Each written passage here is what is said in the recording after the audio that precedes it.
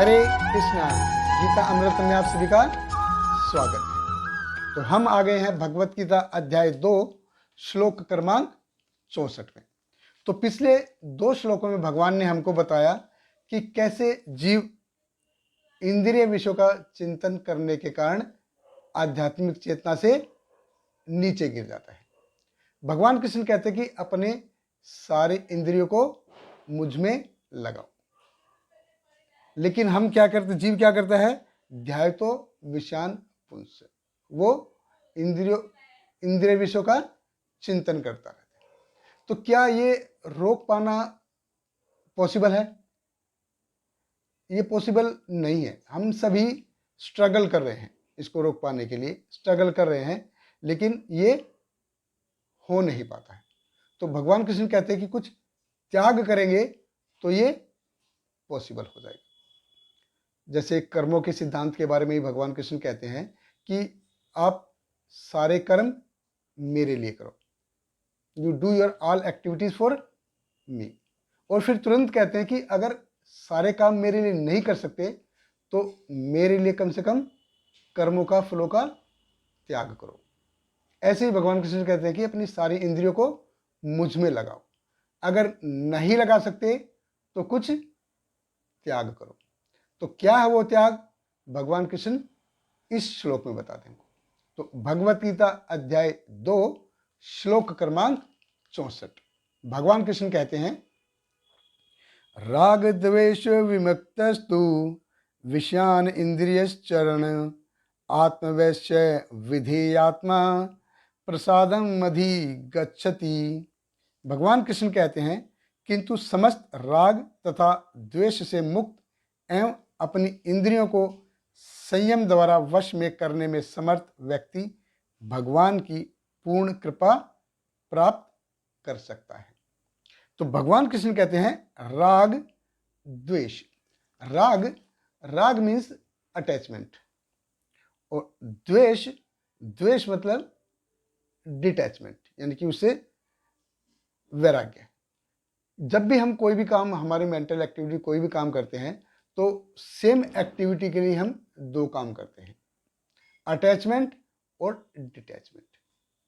हम उससे काम करते हैं तो हम उससे उसका लगाव हो जाता है, बहुत मेहनत करते हैं उससे उनका लगाव हो जाता है, तो अटैच हो जाते हैं उससे, हम उस चीज़ से हम अटैच हो जाते हैं। और एक बार वो चीज़ आ गई उसके बाद फिर उससे हमको वैराग्य होता है, डिटैचमेंट हो जाता है। तो भगवान कृष्ण कहते हैं इन दोनों से दूर रहो। विषयान इंद्रिय चरण। चरण मतलब अपने इंद्रियों को भौतिक कार्यकलाप पे बहुत ज्यादा बिजी रखना। और चरण का अपोजिट है असन। असन मतलब अपनी इंद्रियों को भौतिक कार्यकलाप से फ्री करना या अपने बॉडीली मूवमेंट को रोक देना। इसलिए जब भी कोई आता है हम उसको बैठने के लिए आसन देते हैं। आसन से हुआ है आसन, कि आराम से बैठिए और अपनी गतिविधियों को रोक दीजिए, फ्री फ्रॉम भौतिक कार्यकलाप से आपको अपना गतिविधि को रोक देते हैं। हमारी इंद्रिय क्या है, इंद्रियान चरण, ये इधर उधर मुंह मार रहे हैं, इधर उधर मुंह मार रहे हैं, कि ऐसे कि जैसा मेरे को पसंद है वो मैं करूँगा, जो मेरे को पसंद नहीं है वो मैं नहीं करूँगा। Whatever I like I do, whatever I don't like not to do. No, ऐसा नहीं है। भगवान कृष्ण बोलते हैं राग द्वेष मुक्त, इन दोनों से दूर रहो।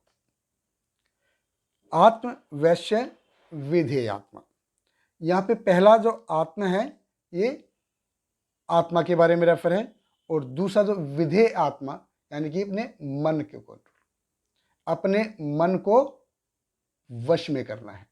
कैसे वश में करना है, रेगुलेशन से अपने रेगुलेट करना अपने मन को। जैसे छोटा बच्चा होता है, छोटा बच्चा रेंगता हुआ कहीं भी चला जाता है, इधर उधर रेंगता रहेगा, घूमता घूमता कहीं भी चला जाएगा, तो उसको पता नहीं वो कहाँ जा रहा है। तो हम बैरिकेड लगाते हैं, जगह जगह पे बैरिकेड लगा देते कि बच्चा इधर उधर ना जाए। बच्चे को पता नहीं, वो तो रेंगता रेंगता बालकनी की रेलिंग से भी गिर जाएगा नीचे, उसको पता नहीं चलेगा। लेकिन माँ बाप को पता है, इसलिए क्या करते वो बैरिकेड लगाते थे, कंट्रोल करते थे। कंट्रोल में रहेगा तो वो बच्चा सेफ रहेगा। ऐसे हमारी इंद्रियां इधर उधर मुंह मार रही हैं, भगवान कृष्ण कहते हैं उनको रेगुलेट करो, वश में करो, रेगुलेशन कर लो। रेगुलेट करें, आत्म वैश्य विधे आत्मा, उनको रेगुलेशन करो। तो regulation is the principle for freedom. Freedom तो फिर प्रसादम अधिगच्छति, बहुत जल्दी आपको भगवत कृपा प्राप्त होगी। तो रेगुलेशन कैसे है? जैसे अपनी इंद्रियों को रेगुलेट करना तो 4 चीजें करना हमको। मांसाहार नहीं करना है, जुआ नहीं खेलना है, नशा नहीं करना है, अवैध संबंध। तो इन चारों चीजों पे पाप का महल खड़ा है और हमारा मन यही चारों चीजें करना चाहता है। तो जब हम अपने मन को वश में करेंगे तो हमको आनंद की अनुभूति हो। और ये कैसे होगा? हमको रेगुलेट करना पड़ेगा, कुछ नियम बनाने पड़ेंगे अपनी जिंदगी में। जब तक नियम नहीं है, एक्चुअली नियम से ही हमको सही में फ्रीडम मिलती है। आपने देखा होगा, पतंग उड़ाया होगा कभी। जब हम पतंग उड़ाते हैं तो पतंग तभी उड़ पाता है जब वो डोर के साथ बंधा रहता है। डोर है, उसके लिए नियम है।